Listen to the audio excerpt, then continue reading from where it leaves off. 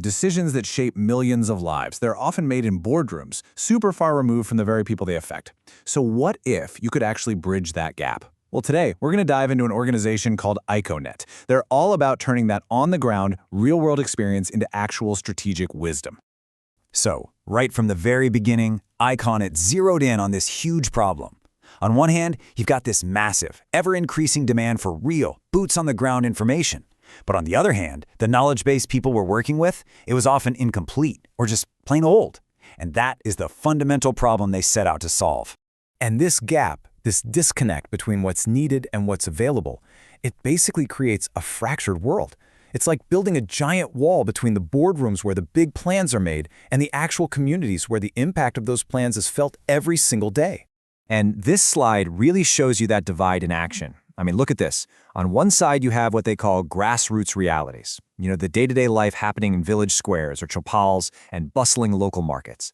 And on the other side, the world of strategic planning. Think convention centers, malls, corporate offices. It's two totally different worlds. iKOnet's whole purpose is to be the bridge, to make sure the conversations happening in the village actually make it into the boardroom.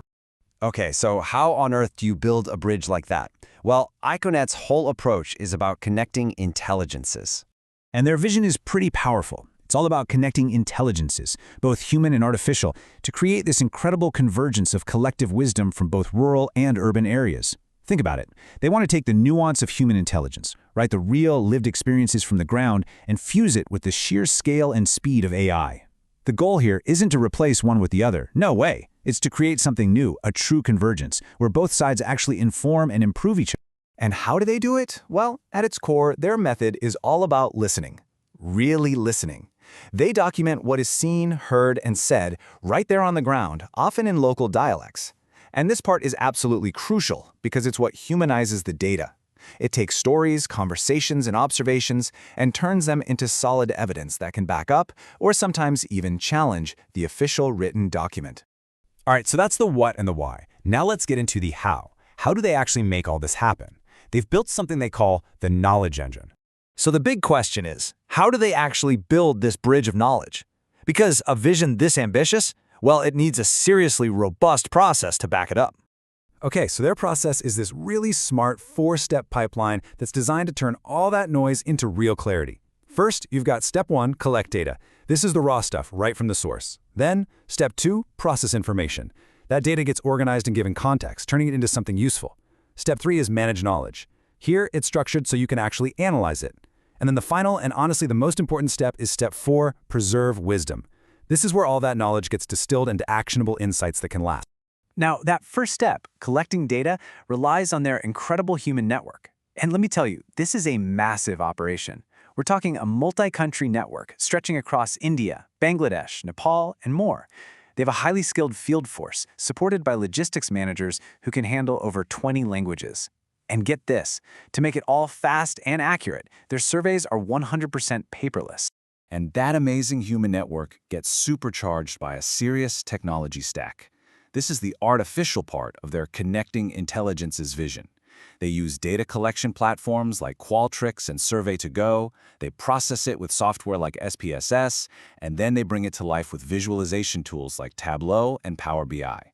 This is how they make sense of just vast amounts of data. Okay, so you've got the people, you've got the tech, but what about the results? A system is only as good as its impact, right? So let's take a look at the proof and see who's actually trusting them to deliver. And wow, their list of partners really tells the story. On one side, you have global partners. We're talking giants like the World Bank, UNICEF, and the World Health Organization. And on the other, you've got industry leaders like Google and Unilever. This is a huge vote of confidence from both the public and private sectors. It shows you just how wide-ranging and trusted their work really is. So, what does this actually look like in practice? Let's drill down into a specific area, like public health. This is a field where having accurate, on-the-ground data isn't just nice to have. It can literally be a matter of life and death. And the projects here are so tangible and incredibly important.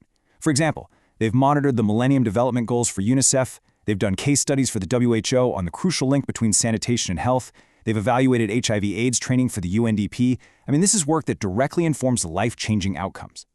And their expertise doesn't stop there. They also apply it to another absolutely vital area, WASH. That stands for water, sanitation, and hygiene. What's really cool about their work here is that it's all about finding the why behind the numbers. It's not just about stats. For instance, they have done huge water demand assessments for the World Bank and a massive 15-country evaluation for World Vision. They even did a deep dive for UNICEF in Assam to understand the human barriers preventing people from using new sanitation facilities. That's the kind of insight that makes a real difference. And it's important to know, they've been doing this for a long time. This isn't some new startup.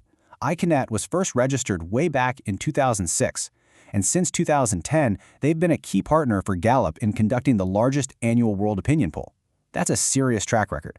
They're a seasoned organization with deep, deep experience. So when you pull it all together, that huge human network, the powerful tech, and this long history of working on really high-stakes projects, it all brings us right back to their ultimate goal. And what is that goal? It's this beautiful idea, a convergence of collective wisdom. It's not just about collecting data or processing information. It's about creating this incredible fusion where every voice from every community contributes to a smarter, more connected, and more empathetic world. Okay, so let's quickly recap the most important takeaways here. First, iKOnet builds that absolutely vital bridge between what's happening on the ground and the people making strategic plans.